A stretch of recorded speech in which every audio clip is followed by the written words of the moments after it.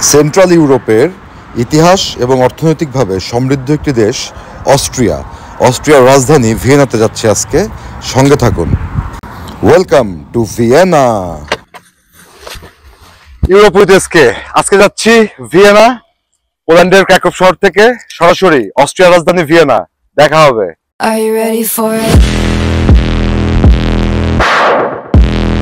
পোল্যান্ডের ক্র্যাকোভ শহরে আমার বাসা থেকে ঠিক 466 কিলোমিটার দূরে অস্ট্রিয়ার রাজধানী ভিয়েনা অবস্থিত, যেখানে আজকে যাচ্ছি না বিমানে নয়, ড্রাইভ করে যাচ্ছি বাই রোডে।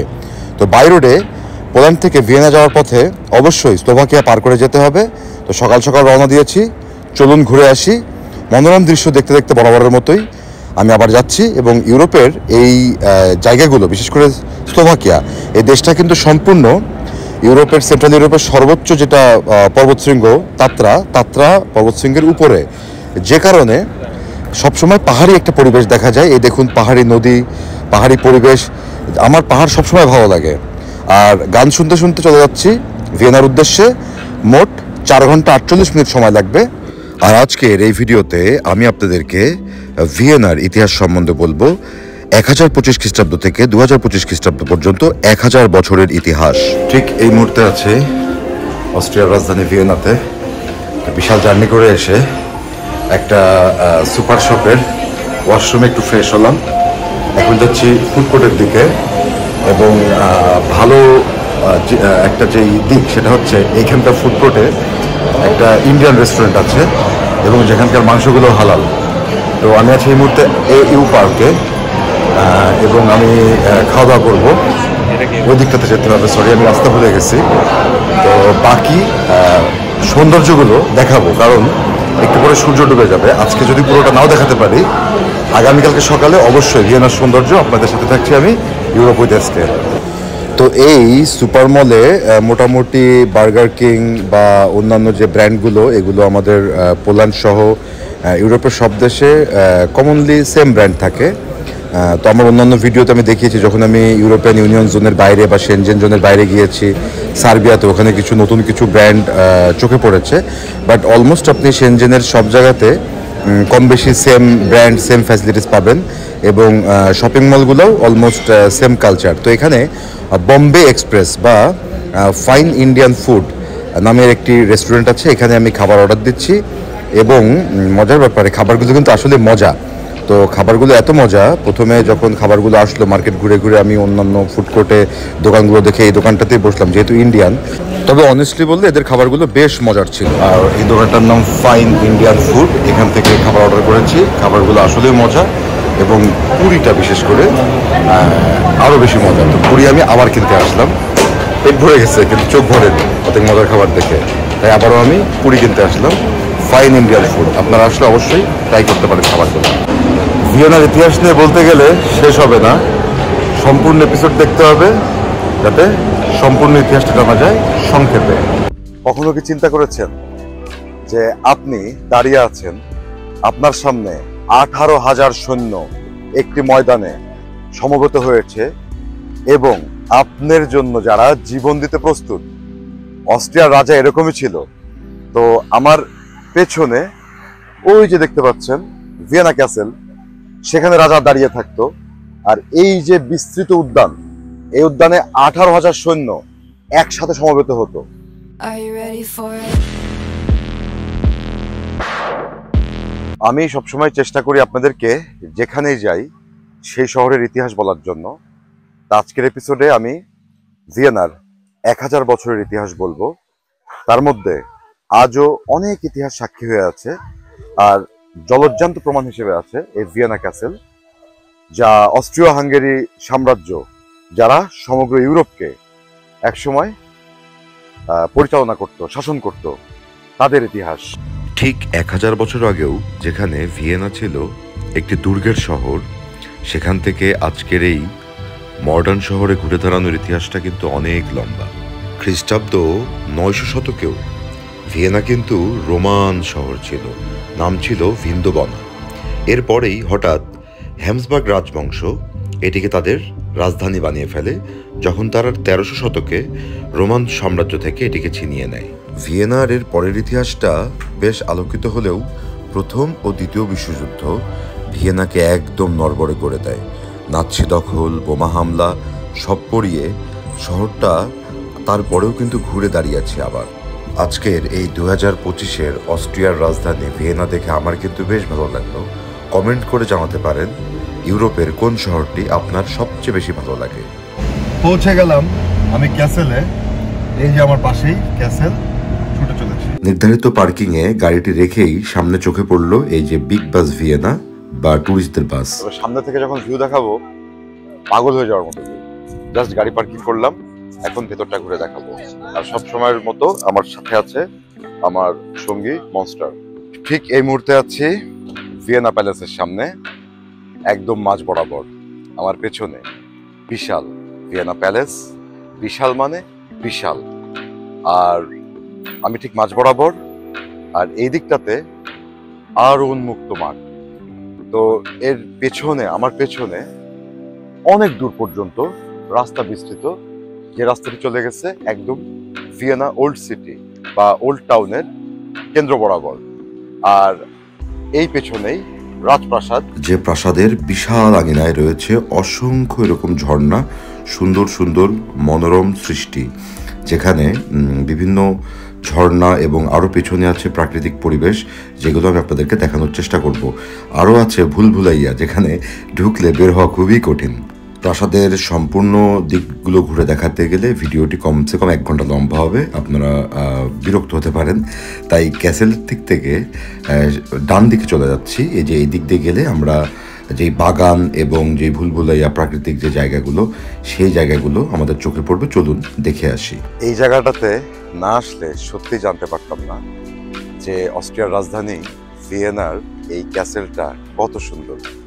এত সুন্দর যে ক্যাসেলের এই পারে এসে এই ফাঁকা উদ্যানটি দেখেই মন ভরে যায়, যেখানে আমার পিছনেই রয়েছে এই যে একটি ফাউন্টেন বা ঝর্ণা, আর তারও পেছনে রয়েছে ওই যে দূরে পাহাড়ের উপরে এই হাঙ্গেরি অস্ট্রিয়া সাম্রাজ্যের চিহ্ন বেশিত এই যে জায়গাটি, মঞ্চ। ওই পাহাড়ে উঠেও আমি দেখানোর চেষ্টা করব। এই জায়গাটি একবার ঘুরে না দেখলেই না। বিশাল উদ্যান, এখানে হয়তো সৈন্য সমাবেশ হতো। আর রাজা এই যে ক্যাসেল, এই ক্যাসেল থেকে সমস্ত নির্দেশনা দিত সমগ্র ইউরোপ বর্ষ পরিচালনা করার জন্য। জায়গাটা এক কথায় যেখানে না আসলে জানতেই পারতাম না যে ভিয়েনা ক্যাসেল এত সুন্দর। তো এই একদম উঁচু জায়গাতে এসে একটা অন্যরকম ফিলিংস কাজ করতেছে আমার মধ্যে। ভালো লাগা তো আছেই। আল্লাহর কাছে শুকরিয়া যে এত সুন্দর সুন্দর জায়গা ঘুরে দেখতে পাচ্ছি। আর আমি খালি চিন্তা করছি যে এইখানে যে সৈন্যরা পাহারায় থাকতো, তারা তো প্রতিদিন, মানে এই চাকরি করলে তো বেতন লাগবে না, রেশন খাওয়া দাওয়া তো সরকারের পক্ষ থেকে, রাজার পক্ষ থেকে এমনি আসতেছে। আর বসে বসে খালি এই গুড সিনারির ফিল নেবে। What a life. পাশ কাটিয়ে ওইদিকে বাগানের দিকে যাওয়ার আগে চলুন এই শোনবুর্ন প্যালেসের রাজা রানীর প্রেম, রাজনীতি আর ইতিহাস নিয়ে কিছু গল্প করা যাক। অস্ট্রিয়ার রাজধানী ভিয়েনার বুকেই দাঁড়িয়ে আছে এক বিশাল রাজপ্রাসাদ, যা শোনব্রুন প্যালেস নামে পরিচিত। একসময় এই রাজপ্রাসাদটি ছিল রাজাদের গ্রীষ্মকালীন বাসস্থান। তবে আজ এই রাজপ্রাসাদটি ইউরোপের সবচেয়ে জনপ্রিয় এবং ঐতিহাসিক স্থাপনাগুলোর মধ্যে কিন্তু একটি। তবে এই রাজপ্রাসাদের দেয়ালের পেছনে লুকিয়ে আছে প্রেম, যুদ্ধ, রাজনীতি আর ক্ষমতার চমকপ্রদ ইতিহাস। এদের ক্ষমতা কিন্তু ছোট কোনো ক্ষমতা নয়, এটা ছিল সমগ্র ইউরোপ বর্ষ পরিচালনার ক্ষমতা। এই যে এখন দেখতে পাচ্ছেন বাগানে ভরা গোলাপ ফুল বাগান, তো ইউরোপের এই সৌন্দর্য সবসময় ছিল। গ্রীষ্মকালে মূলত এই সৌন্দর্য উপভোগ করার জন্যই এই শোনব্রুন প্যালেসে রাজা রানীরা অবস্থান করত। এই যে সুন্দর বাগান, এখানে হাজারো রকমের গোলাপ ফুল ফুটে আছে। শুধু গোলাপ নয়, ওই দিকটাতে গেলে আরো অনেক ফুল দেখা যায়। আর আমি আগেই বলেছি, এই রাজপ্রাসাদের চারিপাশে ছড়িয়ে ছিটিয়ে আছে নানা রকম সুন্দর বসার জায়গা, পুকুর এবং বিভিন্ন ফাউন্টেন। তো এই যে জায়গাটি, এই জায়গাটিতে লিওপোল্ড I, যে এই শোনব্রুনের রাজা ছিল, তিনি অবস্থান করতেন, সান্ধ্যকালীন চা গ্রহণ করতেন এবং বাগানের সৌন্দর্য উপভোগ করতেন। তো ঠিক এই জায়গাটির সামনেই শুরু হয় এই গোলাপের বাগান, এবং এটা অনেক দূর পর্যন্ত বিস্তৃত। এই যে এখান থেকে দেখতে পারেন, যত দূর হেঁটে যাওয়া যাবে শুধু ফুল আর ফুল, নানান রং আর খুশবু। শোনব্রুনের ইতিহাস শুরু হয় মূলত 1600 সালের দিকে, যখন সম্রাট ম্যাথিয়াস এখানে এক শিকারের উদ্দেশ্যে আসে এবং সুন্দর একটি ঝর্ণা খুঁজে পান। সেই ঝর্ণার নাম ছিল মূলত সোনার ব্রুনেন। এটা জার্মান ভাষা অবশ্যই, আমি জার্মান ভাষা কখনো শিখিনি এবং দক্ষ নয়। যারা জার্মান জানেন আমার দর্শকেরা, তারা আমার উচ্চারণে ভুল ত্রুটি হলে অবশ্যই ক্ষমাসুন্দর দৃষ্টিতে দেখবেন। তো এই সোনার ব্রুনেন, যার মানে ছিল সুন্দর ঝর্ণা জার্মান ভাষায়, এবং সেখান থেকেই এই জায়গার নাম হয়ে যায় শোনব্রুন। তবে আজকের যে রাজপ্রাসাদ আমরা দেখি, সেটি তৈরি হয়েছিল মূলত 1696 সালে সম্রাট লিওপল্ড ওয়ান তার নির্দেশে। আর যিনি এই রাজপ্রাসাদটি অনেকটা বারোক স্টাইলে ডিজাইন করার জন্য বলেছিল। তো তার মূল উদ্দেশ্য ছিল গ্রীষ্মকালীন অবকাশ যাপনের জন্য একটা রাজপ্রাসাদ প্রয়োজন, এবং এই সুন্দর ঝর্ণার পাশে এই রাজপ্রাসাদটি তৈরি করা। পরবর্তীতে এটি কিন্তু বিস্তর রাজ্য লাভ করে এবং এখান থেকেই পরিচালনা করা হয় অস্ট্রিয় হাঙ্গেরি সাম্রাজ্যকে। তো আমার কিন্তু এখানে এসে বেশ ভালো লাগছে, দেখুন আমি অনেক খুশি। তবে এই শোনব্রুন সত্যিকার অর্থে জেগে ওঠে রানী মারিয়া থেরেসার সময়ে। 1740 সালে মাত্র 23 বছর বয়সে তিনি অস্ট্রিয়া হাঙ্গেরির সিংহাসনে বসেন। তো রাজনীতির কুটচাল, 16 জন সন্তান আর এই ইউরোপের যুদ্ধের মাঝেও তিনি কিন্তু সফলভাবে এই অস্ট্রিয় হাঙ্গেরি সাম্রাজ্য পরিচালনা করেন এবং এই শোনব্রুনকে রূপ দেন একটি রাজকীয় ক্যানভাসে। এই যে জায়গাটি দেখতে পাচ্ছেন অনেকটা ভুলভুলাইয়া টাইপের, তো এই জায়গাটির একটি নির্দিষ্ট ম্যাপ ছিল। তো কোন দিক দিয়ে ঢুকলে আসলে বের হওয়া যাবে শত্রুপক্ষের আক্রমণ থেকে পালিয়ে বাঁচার জন্যই কিন্তু শোনব্রুনে বিশাল জায়গা জুড়ে এই জায়গাটি তৈরি করা হয়েছে, চারিপাশে গাছপালা, যেখানে সহজে যারা এই জায়গাটি সম্বন্ধে ভালো জানেন না তারা কিন্তু সহজে এখানে হারিয়ে যাবে। তো গ্রীষ্মকালীন অবকাশ যাপনের জন্য রাজপ্রাসাদটি তৈরি হলেও তো রানী মারিয়া থেরেসা এখানে রাজসভা বসাতেন, ইউরোপের বিভিন্ন রাজবংশের অতিথিদের আপ্যায়ন করতেন, এমনকি রাজনীতির সিদ্ধান্তও নিতেন। তার সময় এখানে যে সংস্কার হয় তা আজও অবিকৃত আছে। সোনালী হলওয়ে, প্রাসাদের বিশাল বাগান আর ডোরিটি নামক মনোমুগ্ধকর প্যাভিলিয়ন, যা আজও ইতিহাসের সাক্ষী দেয়, রানী মারিয়ার সাক্ষী দেয়। হয়তো এই ঝর্ণার পাশে বসে রাজবংশীয় বড় বড় সিদ্ধান্তগুলো হয়েছিল, কে জানে। তো আমিও আজকে এই ঝর্ণার পাশে, আমার কিন্তু বেশ ভালো লাগছে এই প্যাসেলটি করতে এসে। খালি চোখে না দেখলে বিশ্বাস করা আসলেই কষ্টকর। এত বড় এই ক্যাসেলটা, আমার পেছনে কিন্তু ক্যাসেলের এক পার্ট, এই পাশে ছিল যে বাগানটা ছিল, বাগান পার করে মাঝখানে আবার বিশাল জায়গা, লম্বালম্বি। আবার এই পাশেও ঠিক সেরকম আছি। আমরা ঢুকেছিলাম ক্যাসেলের ওই পাশ দিয়ে, এখন এই পাশে আছি, বিশাল জায়গা।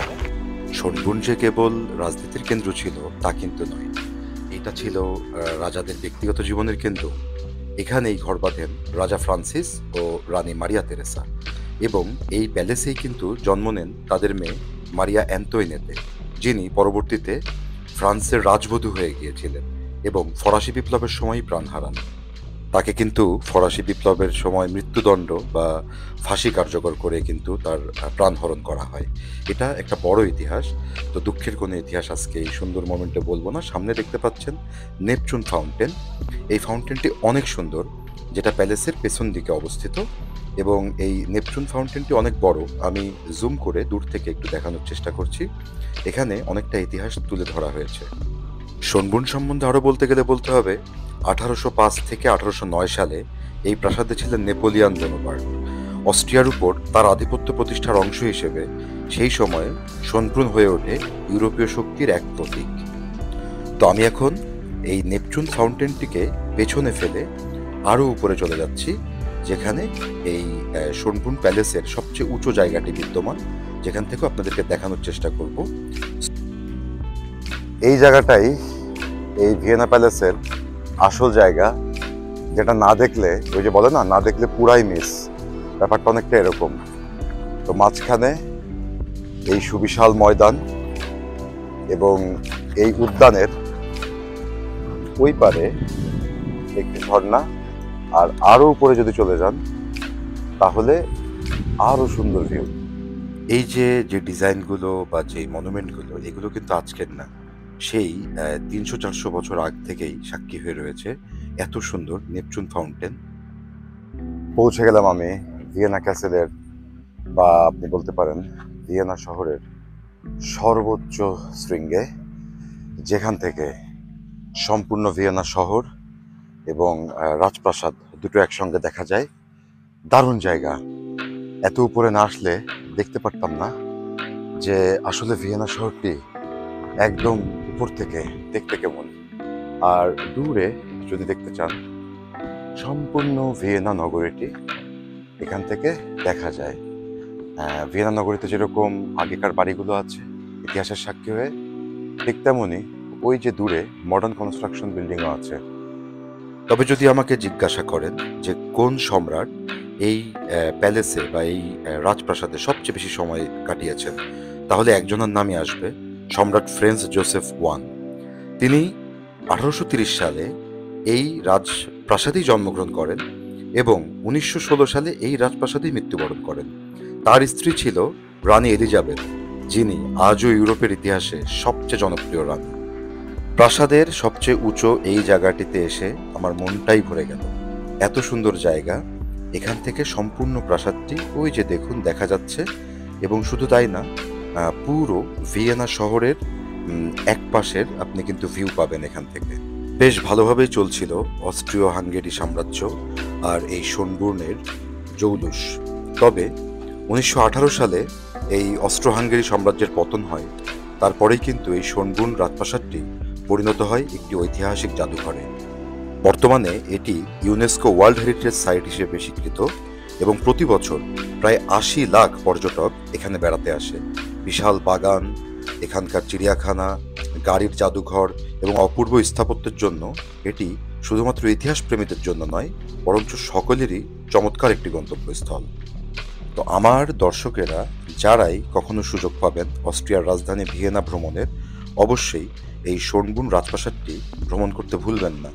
এখানে আসলে এখানকার হাওয়া বাতাস, সৌন্দর্য সবই অন্যরকম, আপনার মনকে চমৎকারভাবে ভালো করে দেবে, এইটা আমি দাবি রেখে বলতে পারি।